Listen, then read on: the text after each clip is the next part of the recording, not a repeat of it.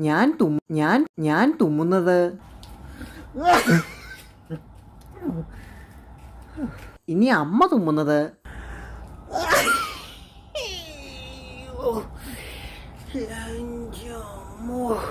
ഇനി അനിയത്തി തുമ്മുന്നത്.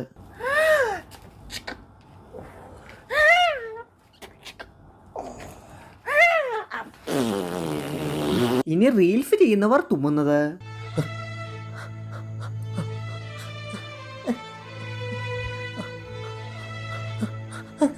ഇനി അച്ഛൻ തുമ്മുന്നത്.